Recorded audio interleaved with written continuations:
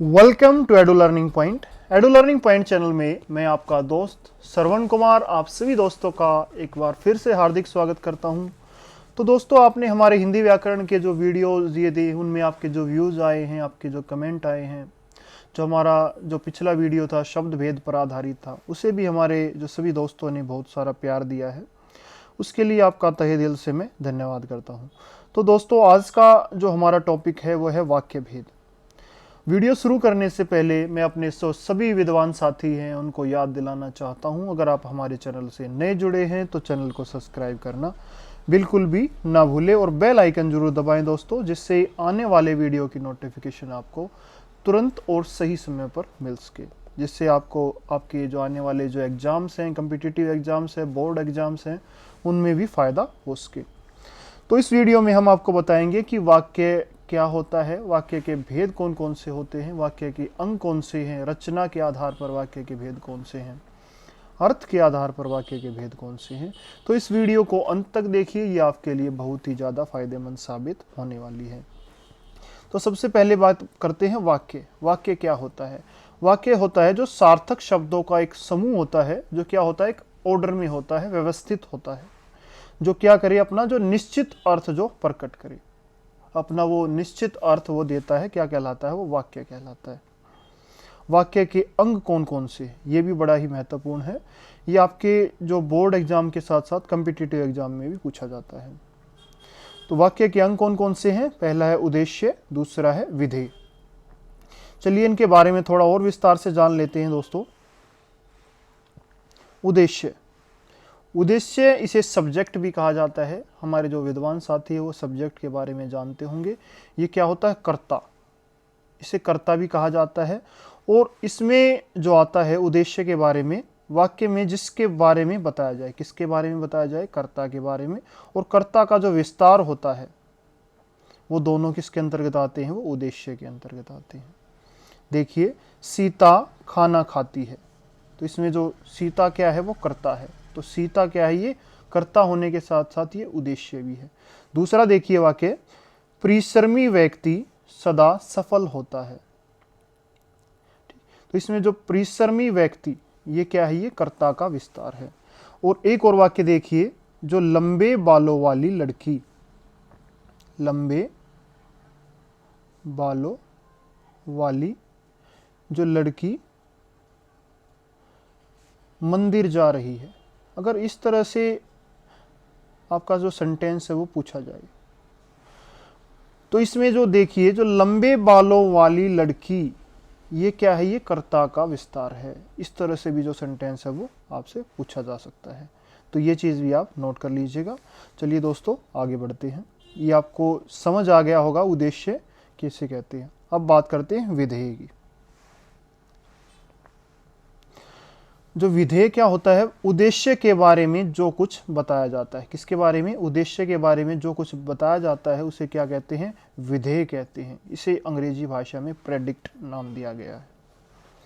देखिए उदाहरण, संचित दौड़ता है। तो संचित क्या कर रहा है? जो क्रिया है उसकी, जो मुख्य जो क्रिया पर यह डिपेंड करता है, वो क्या कहलाता है? वो विधेय के अंतर्गत आता है। क्या कार्य कर रहा है? दौड़ रहा है, तो दौड़ता है, ये विधेय है। अब बात करते हैं अर्थ के आधार पर वाक्य के भेद। कितने हैं ये बात भी आप नोट कर लीजिए, 8 भेद है। कौन कौन से हैं? चलिए आपको बताते हैं दोस्तों। पहला देखिए, पहला कथनात्मक या विधानवाचक वाक्य, दूसरा है नकारात्मक या निषेधवाचक वाक्य, तीसरा है आज्ञार्थक या विधिवाचक वाक्य, अगला है प्रश्नवाचक वाक्य, इच्छावाचक वाक्य, संदेहवाचक वाक्य, विस्मयादिबोधक वाक्य, और अगला देखिए दोस्तों, संकेतवाचक वाक्य। ये अर्थ के आधार पर वाक्य के 8 भेद हैं। इनके बारे में भी हम आपको एक बार विस्तार से बता देते हैं। जो हमारे जो विद्वान साथी हैं उन्हें थोड़ा सा इसमें डाउट रहता है कि कौन से कथनात्मक हैं, कौन से विधानवाचक हैं, निषेधवाचक, किस तरह से जो वाक्य लिखे जाते हैं। तो देखिए इनके बारे में भी हम आपको विस्तार से बताते हैं। पहला देखिए, कथनात्मक या विधानवाचक वाक्य, जो क्या किसी व्यक्ति या वस्तु की स्थिति या अवस्था, इनका जो बोध कराने वाले, व्यक्ति की स्थिति बताएंगे या अवस्था, किस अवस्था में है वो, किस स्थिति में है। स्थिति पद से संबंधित भी हो सकती है। तो पहला देखिए, गीता अध्यापिका है, तो गीता क्या है, अध्यापिका, ये क्या है, उसकी स्थिति है, पद है उसका। दूसरा देखिए, लड़कियां नृत्य कर रही है, तो ये क्या है, उनकी अवस्था बताता है, किस अवस्था में है वो, ठीक है, तो वो नृत्य कर रही है। अगला देखिए दोस्तों, इसे विधानवाचक वाक्य भी कहा जाता है। निषेधवाचक वाक्य, जैसा कि इसके नाम से स्पष्ट है, इसमें जो मुख्यतः आपको जो शब्द देखने के लिए मिलते हैं वो न और नहीं। इसमें जो कथनों का क्या किया जाता है, वो निषेध किया जाता है, मना करना, ठीक है। तो इस तरह के जो वाक्य आते हैं, देखिए सीता मंदिर नहीं जाती है, इसमें आपको नहीं शब्द देखने, तो ये क्या है कि निषेधवाचक वाक्य है।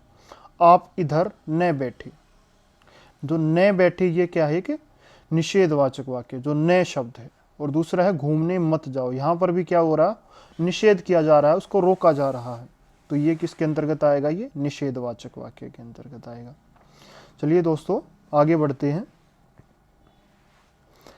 जो हिंदी में जो नकारात्मक वाक्य में कुछ नए तरीके का भी प्रयोग किया जाता है, इजाद किए गए हैं, उन्हें भी हम निषेधवाचक वाक्य के अंतर्गत उन्हें शामिल करते हैं। तो देखिए, जब इस तरह से सेंटेंस पूछे जाते हैं, जी आम बोलचाल की भाषा में इस तरह के जो सेंटेंस आपके एग्जाम में भी दिए जा सकते हैं दोस्तों। तो देखिए, मैं थोड़े ही डरता हूं उनसे, तो इसमें जो भाव देखिए उसका क्या है कि वो उनसे नहीं डरता है, तो यहाँ पर क्या है, वो निषेधवाचक वाक्य। अब वह कहाँ मिलेगी, तो इस तरह के जो भाव है, जो वाक्यांश है, हम अपनी बोली में प्रयोग करते हैं। वह अब कहाँ मिलेगी, तो इसका सीधा सीधा तात्पर्य क्या होता है, नहीं मिलेगी, हमें नहीं मिलने वाली, तो इसमें क्या है, ये निषेधवाचक वाक्य। अब तुम मुझे क्यों पूछोगे, जो हमारे जो विद्वान साथी हैं उनके लिए बड़े ही इंपॉर्टेंट वाक्य है ये। इसका जो सीधा सीधा तात्पर्य क्या है दोस्तों, नहीं पूछोगे। यहाँ पर क्या है, वो निषेधवाचक वाक्य यहाँ पर प्रयोग किए गए हैं, तो आप इन्हें ध्यान से याद कर लीजिएगा, ये आपके एग्जाम में पूछे जा सकते हैं। अगला देखिए, आज्ञार्थक या विधिवाचक वाक्य, जैसा कि इसके नाम से स्पष्ट है, आज्ञार्थक, तो इनमें क्या है, आज्ञा, निर्देश, प्रार्थना और विनय, इस तरह के जो भाव हैं वो दर्शाए जाते हैं जिन वाक्यों में, वो आज्ञार्थक वाक्य कहलाते हैं। देखिए, आप यहाँ से चले जाइए, ये क्या है, एक तरह से यहाँ पर प्रार्थना है। शाम तक जरूर आ जाना, ठीक है, वो क्या कर रहा है, उनको बुला रहा है। अगला देखिए, सारा सामान खरीद लाना, इसमें निर्देश भी हो सकता है, ठीक है, उसको सामान खरीद कर लाने के लिए बोला गया है। तो इस तरह के जो वाक्यांश आते हैं आप देखते हैं, तो वो आज्ञार्थक वाक्य के अंतर्गत आते हैं। आइए चलिए अब हम बात करते हैं प्रश्नवाचक वाक्य,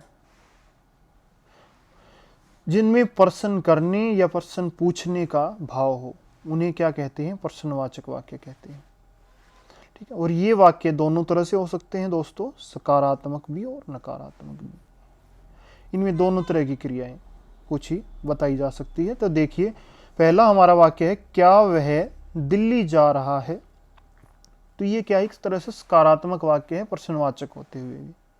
अगर हम इसमें ये जोड़ दें, क्या वह दिल्ली नहीं जा रहा है, अगर नहीं, अगर इसमें शब्द जोड़ देंगे तो क्या हो जाएगा, ये प्रश्नवाचक नकारात्मक वाक्य हो जाएगा। तो इस तरह से जो वाक्य परिवर्तन यहाँ पर होता रहता है प्रश्नवाचक में। अगला देखिए, क्या आप मुझसे नहीं मिलेंगे, तो ये क्या है, एक नकारात्मक प्रश्नवाचक वाक्य है। आप लोग मद्रास कब जा रहे हैं, इनमें देखिए दोस्तों, इनमें जो क्या शब्द का प्रयोग आगे किया गया है, तो हमें ये जो स्पष्ट हो रहा है। और इसमें देखिए, यहाँ पर जो मध्य में वाक्य के बीच में जो प्रश्नवाचक जो शब्द है वहाँ का प्रयोग किया गया है, तो इस तरह से भी जो सेंटेंस पूछे जा सकते हैं। आप लोग मद्रास कब जा रहे हैं, यहाँ भी क्या हो रहा है, वो प्रश्न पूछा जा रहा है, तो ये भी क्या है, एक प्रश्नवाचक वाक्य का उदाहरण है, तो आप इसे नोट कर लीजिए। अगला देखिए दोस्तों, इच्छावाचक वाक्य, जिसमें इच्छाएं बताई जाएं, और वो किसके लिए हो सकती है, वो स्वयं के लिए भी हो सकती है और दूसरों के लिए भी, किसी के भले करने के लिए, किसी को आशीष देने के लिए, इस तरह की जो इच्छाएं। देखिए, मैं चाहता हूँ बच्चे मेरी आज्ञा माने। ये क्या है? उसकी इच्छा है कि उसके जो बच्चे हैं वो उसकी आज्ञा का वो पालन करें। और अगला देखिए, आपकी यात्रा शुभ हो। इसमें दूसरों के कल्याण के लिए भाव यहाँ पर हमें दिखाई देता है। अगला देखिए, ईश्वर सबका भला करे। तो ऐसा कोई परोपकारी हृदय वाला इंसान ही जो इस तरह की जो प्रार्थनाएं कर सकता है। तो इस तरह के जो वाक्य हैं, ईश्वर सबका भला करे, आपकी यात्रा शुभ हो, तो ये इच्छावाचक वाक्य के अंतर्गत ये वाक्य आते हैं। तो चलिए दोस्तों आगे बढ़ते हैं। संदेहवाचक वाक्य, जिसमें संदेह का भाव प्रकट हो, वहां पर क्या पाया जाता है? संदेहवाचक वाक्य। देखिए इस तरह के जो संदेहवाचक वाक्य में क्या होता है, जो वाक्य की क्रिया है वो अपूर्ण होती है, वो पूरी नहीं होती है। तो देखिए, शायद आज हम मंदिर जाएं। एक तो हम मंदिर जा रहे हैं या जा चुके हैं, इस तरह की जो क्रियाएं हैं। लेकिन इसमें क्या है, यहाँ पर शायद प्रयोग किया गया, तो ये इसमें क्या? संदेह आ गया। दूसरा देखिए, हो सकता है आज धूप ना निकले। धूप निकल चुकी है, धूप निकल गई है। अगर इस तरह के सेंटेंस आते हैं तो हमें चलता है कि जो क्रिया है वो पूर्ण हो चुकी है। लेकिन इसमें देखिए, हो सकता है, तो क्या है? ये एक तरह से ये संदेहवाचक वाक्य का उदाहरण है। अब तक मोहन यूरोप पहुंच चुका होगा। तो इसमें देखिए, संदेह के साथ साथ क्या पाई जाती है? संभावना भी पाई जाती है। तो इसलिए इन्हें क्या? संभावनार्थक वाक्य भी इन्हें कहा जाता है। तो तीसरा वाक्य देखिए, अब तक मोहन यूरोप पहुंच चुका होगा। तो उसमें क्या है? जो मोहन के बारे में यहाँ पर बताया गया कि वो वहां पर पहुंच गया होगा, इस तरह की वो संभावनाएं व्यक्त की जा रही। तो अगला देखिए दोस्तों, विस्मयादि बोधक, जिसमें विस्मय हो, आश्चर्य हो, आश्चर्य, विस्मय, घृणा, शोक, हर्ष, जो इस तरह के जो भाव हैं, जो मनोविकारी जो भाव होते हैं, मन के अंदर जो उत्पन्न होने वाले जो भाव होते हैं, उन भावों को हम क्या, किस जो भाव हमें देखने के लिए मिलते हैं वो विस्मयादि बोधक वाक्य में मिलते हैं। तो देखिए, अरे बारिश हो रही है, इसमें जो अरे शब्द क्या है? ये विस्मयादि बोधक, विस्मय दिखाता है। इसमें जो चिन्ह होता है, ये देखिए दोस्तों, ये एक्सक्लेमेटरी जो चिन्ह पाया जाता है, जो इसकी मुख्य पहचान है। ओह, हाय, ओह कितना सुंदर दृश्य है। इसमें क्या है? एक तरह से आश्चर्य दिखा जा रहा है। और इसमें देखिए, हाय, ये कैसी विपदा आन पड़ी, जो कोई कठिनाई आ जाती है, तो उसके लिए इस तरह के जो शब्द हैं ये प्रकट किए जाते हैं। तो एक तो एक्सक्लेमेटरी जो चिन्ह होगा, और अरे, ओह, हाय, हाय राम, इस तरह के जो शब्दांश हमें वाक्य की शुरुआत में देखने के लिए मिलते हैं, तो हम उन्हें आसानी से पहचान सकते हैं कि वो विस्मयादि बोधक वाक्य हैं। तो चलिए दोस्तों, अब हमारा है संकेतवाचक वाक्य। जिन वाक्यों में किसी न किसी शर्त की पूर्ति का विधान हो, यानी कि वहाँ पर जो कंडीशन है वो रख दी जाती है। अगर कंडीशन होगी तभी वाक्य क्या होगा? वो पूर्ण होगा। ये बात आप याद रखिए, शर्त वहाँ पर रखी जाती है, शर्त के साथ ही जो वाक्य क्या क्रिया है वो पूर्ण होती है। तो देखिए, अगर वे आ जाते तो मेरा काम बन जाता, वर्षा अच्छी होती तो फसल भी अच्छी होती। तो इस तरह के इसमें क्या है कि अगर वर्षा अच्छी होती तो फसल भी अच्छी होती, यानी कि हुई नहीं है। तो इस तरह से जो वाक्य हैं वो किसके अंतर्गत आते हैं? वो संकेतवाचक वाक्य के अंतर्गत आते हैं। तो ये था दोस्तों अर्थ की आधार पर जो वाक्य भेद हैं। आशा है आप सभी दोस्तों को ये वीडियो और जो वाक्य के भेद हैं ये बहुत पसंद आए होंगे। तो हम आपको जो नेक्स्ट वीडियो में लेकर आ रहे हैं, रचना के आधार पर जो वाक्य के भेद होते हैं। तो आप हमारे वीडियोज़ को ज़्यादा से ज़्यादा लाइक कीजिए और वीडियोज़ को शेयर कीजिए। नेक्स्ट वीडियो में रचना के आधार पर वाक्य के भेद हम आपके लिए लेकर आ रहे हैं। उसके साथ फिर मैं आपसे मिलता हूँ, आपका दोस्त श्रवण कुमार। तब तक के लिए धन्यवाद।